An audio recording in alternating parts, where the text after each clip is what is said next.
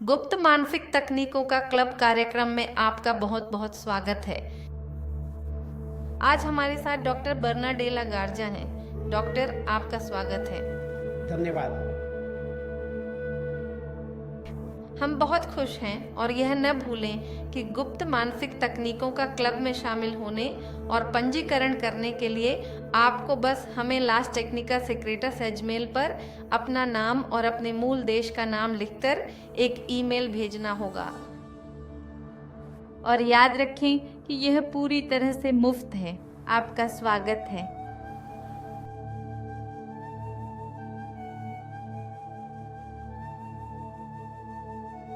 गुप्त मानसिक तकनीकों का यह चैनल, यह एक ऐसी आवश्यकता के तत्काल जवाब के रूप में उत्पन्न हुआ है जिसमें उन गहन विकासवादी चुनौतियों की पहचान की गई है जो लगातार सामने आ रही हैं।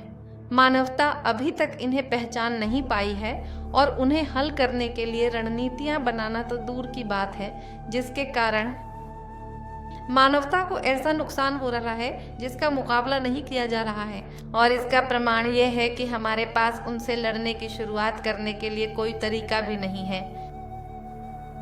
हम तो बस इसके कई परिणामों में गहरे से गहरे तक खोते चले जा रहे हैं और कुछ नहीं। तुम सही कह रही हो कार्ला। मानवता, हमारा ग्रह उन विकासवादी चुनौतियों को नहीं पहचान पाया है जिन्हें हम अपनी अज्ञानता से पैदा कर रहे हैं।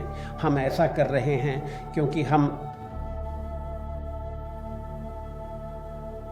अपनी समस्याओं को नज़रअंदाज करने के लिए वास्तव में बहुत कोशिश कर रहे हैं और इसमें लगे हुए हैं मानव जाति।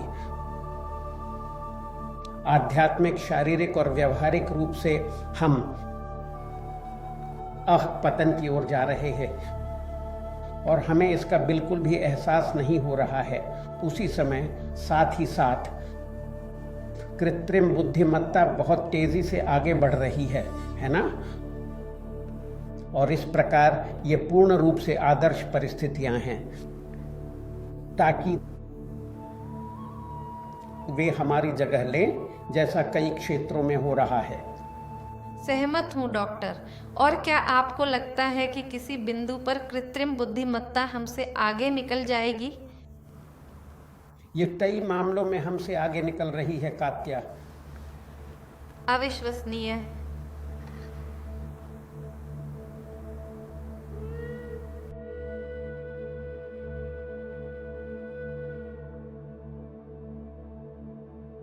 डॉक्टर, वर्तमान में हम मनुष्य अपने शारीरिक, मानसिक और भावनात्मक शरीर के कामकाज की तुलना में किसी मशीन या वाहन के कामकाज को कहीं अधिक सटीकता से समझते हैं।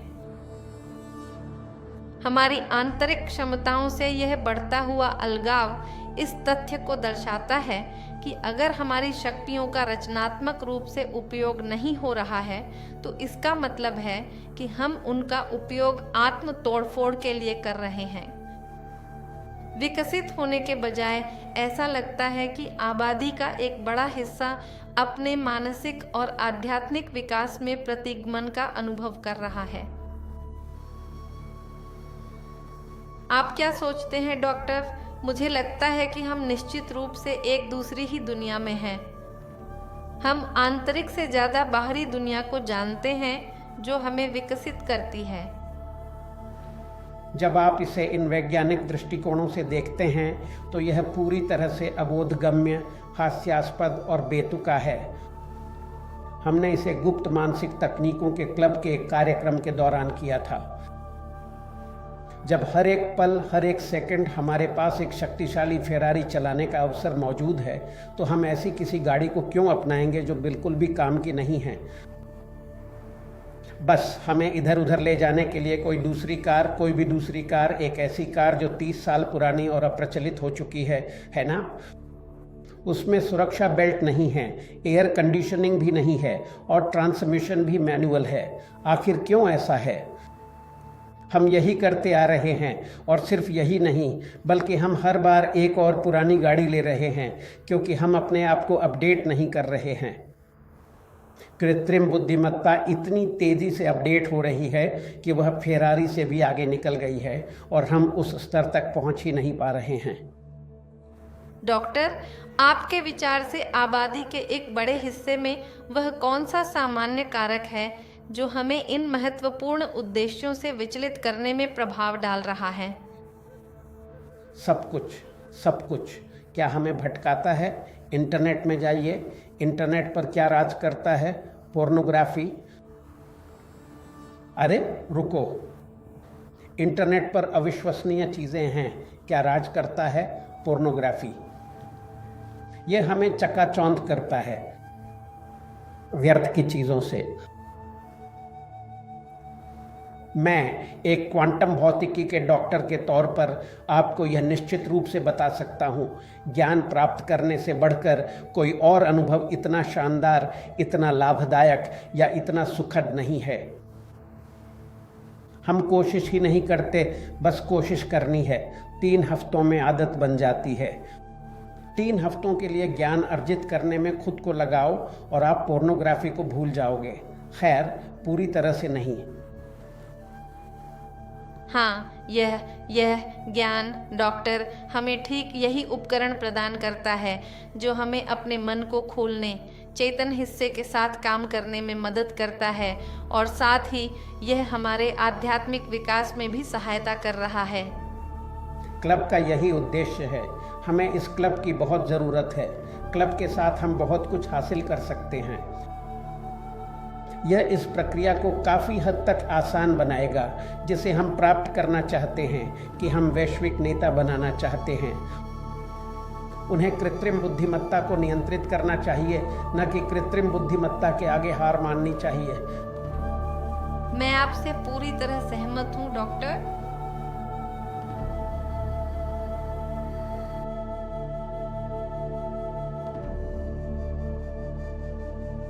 डॉक्टर, इस कार्यक्रम के प्रमुख उद्देश्यों में से एक है व्यक्तियों के चेतन मन को सशक्त करके उनकी कार्यक्षमता और प्रभावशीलता में वृद्धि को बढ़ावा देना।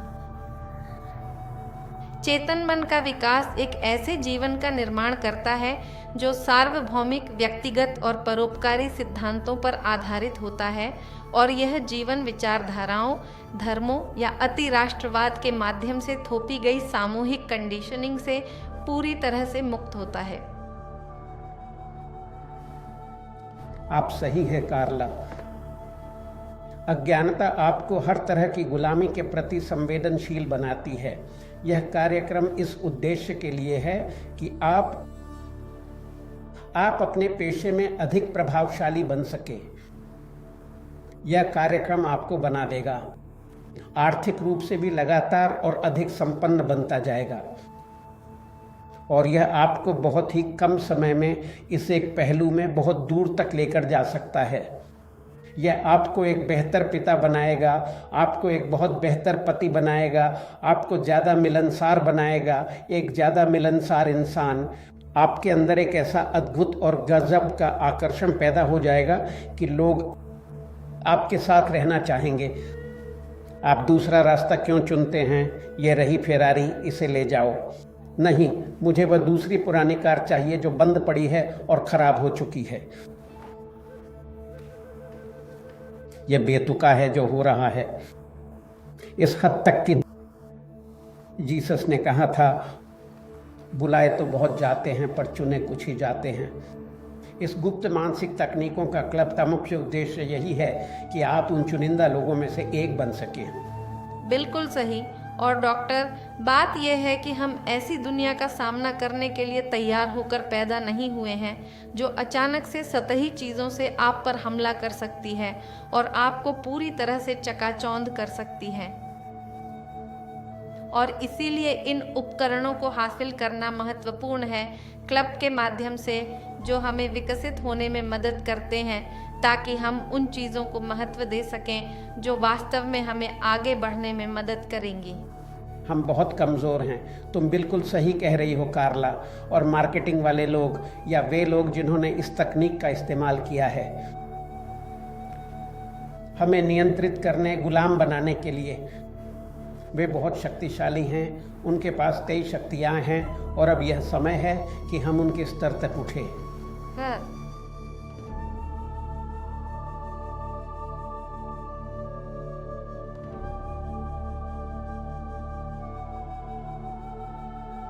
इसके विपरीत डॉक्टर, जो लोग मुख्य रूप से अपने आदिम मन से कार्य करते हैं, वे समूह के मूल्यों और विश्वासों से शासित होते हैं, जो बाहरी मानदंडों द्वारा निर्देशित होते हैं, जो अक्सर उन्हें उनके प्रामाणिक विकासवादी उद्देश्य से बहुत दूर कर देते हैं।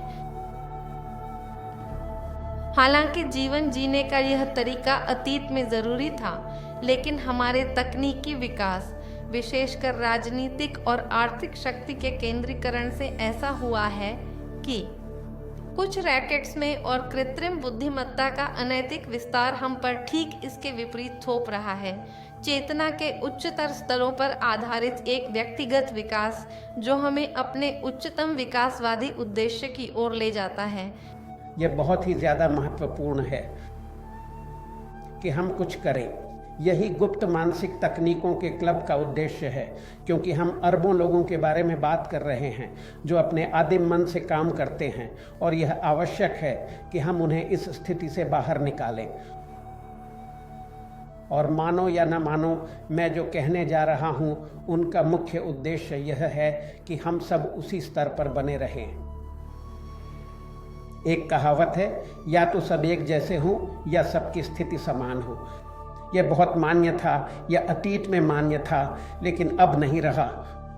और इसीलिए हमें एकजुट रहना होगा और एक दूसरे का समर्थन करना होगा और प्रगति करते रहने में एक दूसरे की मदद करनी होगी। हम अपनी विकासवादी यात्रा में जितना अधिक आगे बढ़ते हैं, हम इन लोगों के हमलों के प्रति उतने ही कम संवेदनशील होते जाते हैं, जो जारी रहेंगे। सही बात है डॉक्टर। सच कहूँ तो मेरा मानना यह है कि हमें बहुत छोटी उम्र से ही ऐसे नियमों का पालन करने के लिए तैयार किया जा रहा है जो बहुत से लोगों के लिए फ़ायदेमंद हैं। वे हमें इस तरह से सुलाए रखते हैं ताकि हम अपने भीतर के उस हिस्से को न जगाएं जो अंततः हमारी सफलता का मार्ग है, हमें ले जाएगा, हमें अपने जीवन के सभी पहलुओं में सफलता प्राप्त करने की ओर ले जाएगा। इसीलिए इस क्लब में हम एक साथ मिलकर मजबूत हो सकते हैं, क्योंकि जैसा कि कहावत है, एकता में ही बल है, और हमें एक सचेत मन और पूरी तरह से तैयार होकर एक सकारात्मक दिशा में अपना ध्यान केंद्रित करना होगा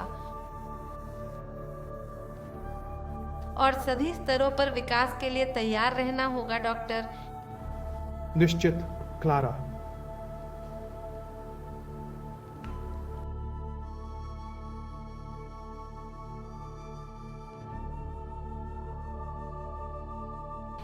और बात यह है डॉक्टर कि इस नए तरह का जीवन टकराव पैदा करता है।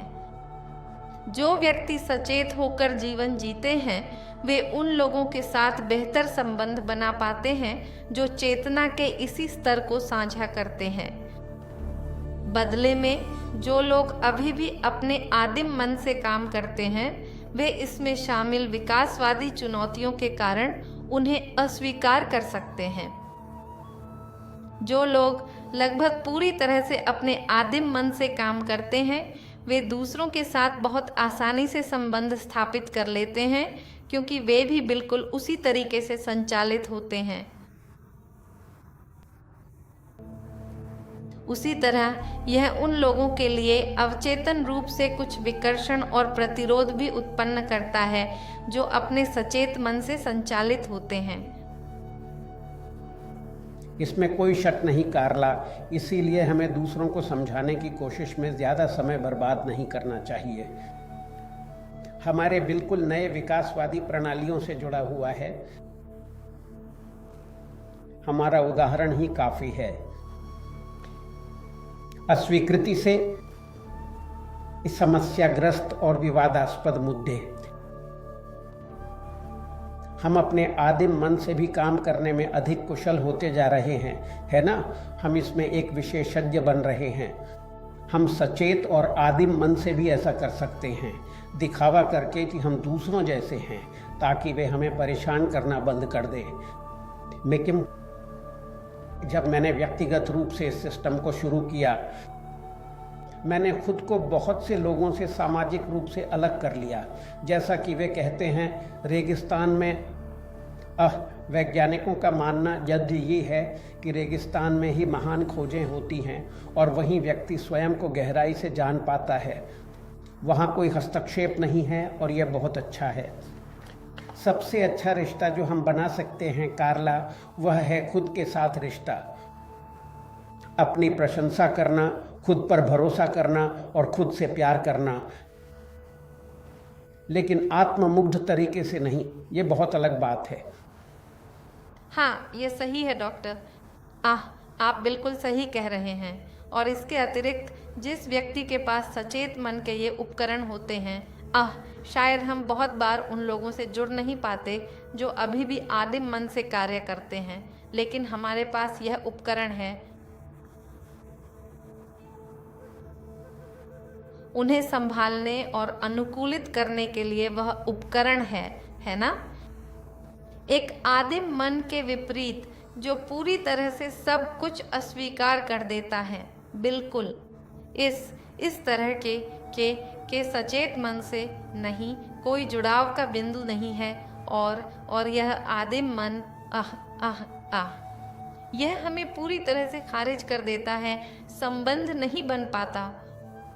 और हाँ, सचेत मन एक अद्भुत उपकरण है, क्योंकि यह हमें सभी लोगों से निपटने और सबसे अच्छा संबंध बनाने की अनुमति देता है, जैसा कि आप कहते हैं, अपने आंतरिक स्वयं के साथ।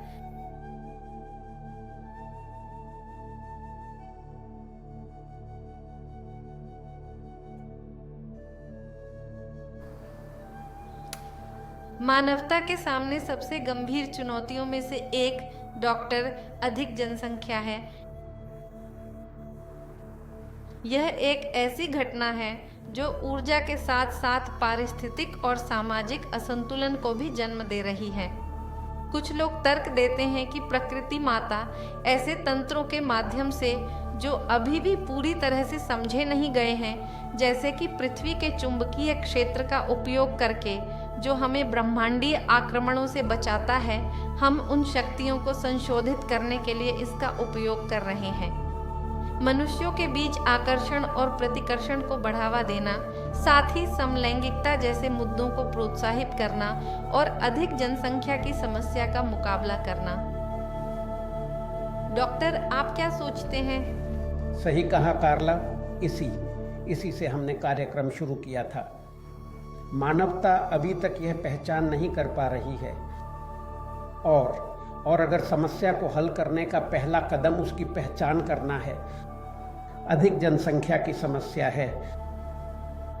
यह बहुत ही गंभीर स्थिति है। हम इसके बारे में कुछ नहीं कर रहे हैं, बल्कि यह हर दिन और भी खराब होती जा रही है। और इसीलिए अन्य जीवित प्राणी और ग्रह भी इसमें शामिल हैं, जो एक चुंबकीय क्षेत्र उत्पन्न करता है जिसके बिना हम एक सेकंड भी नहीं जी सकते। मानवता हमें सौर विकिरण और ब्रह्मांडीय विकिरण से बचाती है।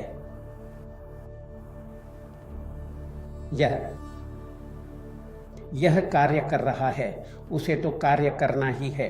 यह वास्तव में जीवित रहने का एक तंत्र है। अगर आप इसे इस नजरिए से देखें तो कृत्रिम बुद्धिमत्ता यह स्वयं ग्रह के जीवित रहने का एक तंत्र है। क्यों? क्योंकि अगर हम इंसान उस समस्या को हल करने के लिए कुछ नहीं कर रहे हैं जो ग्रह के जीवन को खत्म कर रही है, तो वे हमें हटाने आएंगे और दूसरे लोगों को लाएंगे जो उस समस्या का ध्यान रखेंगे, है ना? इसीलिए समस्या को पहचानना और उसे स्वीकार करना महत्वपूर्ण है, क्योंकि डॉक्टर, अक्सर ऐसा होता है कि हम समस्या की पहचान तो कर सकते हैं, लेकिन हमारा आदिम मन हमें एक वास्तविक बदलाव लाने के लिए उसे स्वीकार नहीं करने देता। यह इस चेतना को रखने और परिवर्तनों को निष्पादित करने के लिए इसे पहचानने और स्वीकार करने का महत्व है। सही।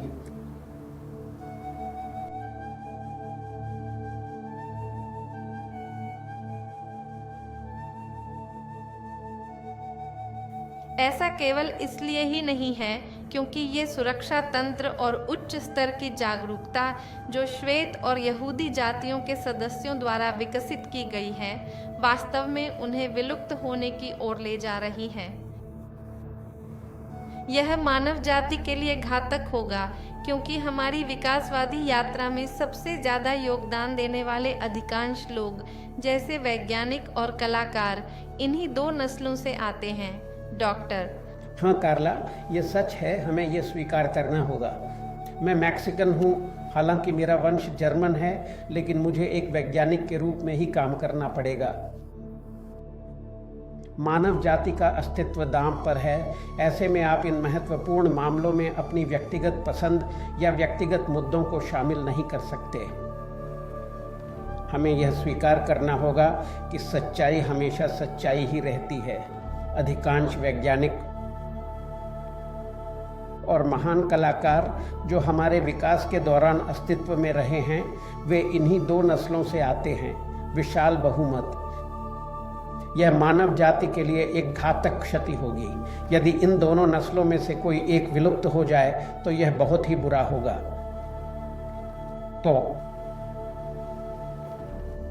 तो सबसे पहले हमें यह स्वीकार करना होगा, किसी समस्या को हल करने का यह पहला कदम है, उसे पहचानना और फिर उस पर कार्य करना, है ना? उस पर कार्य करना होगा। यह। और डॉक्टर साहब, क्या आप मानते हैं कि इन दोनों नस्लों के विलुप्त होने का यह खतरा बहुत करीब आ चुका है? मैं यह नहीं कह सकता कि यह सब कुछ एक ही रात में हो जाएगा, लेकिन हाँ, हम खुद को एक बहुत ही कमज़ोर स्थिति में डाल रहे हैं। आप जानते हैं कि वे क्या संघर्ष लेकर आते हैं। पूर्व जो तेजी से बिगड़ रहा है और कभी भी कुछ गंभीर हो सकता है, यह एक पहलू है। प्लेग की वजह से यूरोप की लगभग 30% जनसंख्या का सफाया हो गया था। तो ऐसी स्थिति में कुछ भी हो सकता है और एक दिन के अंदर ही हम खुद को अचानक इस विकट स्थिति का सामना करते हुए पा सकते हैं। मेरा एक बहुत ही पत्नी संग मेरा एक वाक्य है, जब कुछ बहुमूल्य हो तो जोखिम नहीं लेना चाहिए। और हमारे पास यहाँ कुछ बहुत मूल्यवान है और हमें उसे जोखिम में नहीं डालना चाहिए। डॉक्टर, मैं पूरी तरह सहमत हूँ।